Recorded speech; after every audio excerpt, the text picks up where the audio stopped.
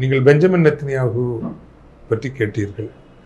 அவர் அடிப்படையில் ஒரு போர்வாதி, போரை நேசிக்கிறவர். அவரை இயக்குகின்ற யூத இன பிற்போக்குவாதிகள், வெறியாளர்கள். அது ஒரு பக்கம் என்றால், தன் மீதான ஊழல் குற்றச்சாட்டுகளை திசை திருப்பவும் ஆட்சியை தக்க வைத்துக் கொள்ளவும் தான் காசா மீதான இந்த போரை உன்மத்தமாக அவர் நடத்துகிறார் என்பதும் ஒரு உண்மை.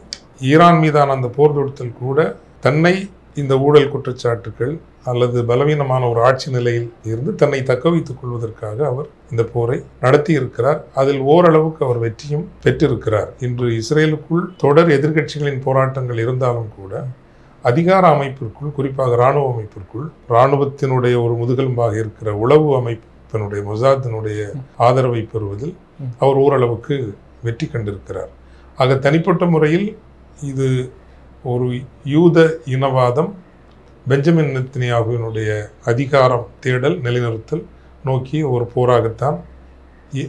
போராகவும் இதனை நாம் பார்க்க வேண்டும் என்று நினைக்கின்றேன். ஆனால் நான் சொன்னதை போல கவனம், இப்போ நேற்றை கூட 76 பேர் அங்கு படுகொலை ஆகியிருக்கிறார்கள்.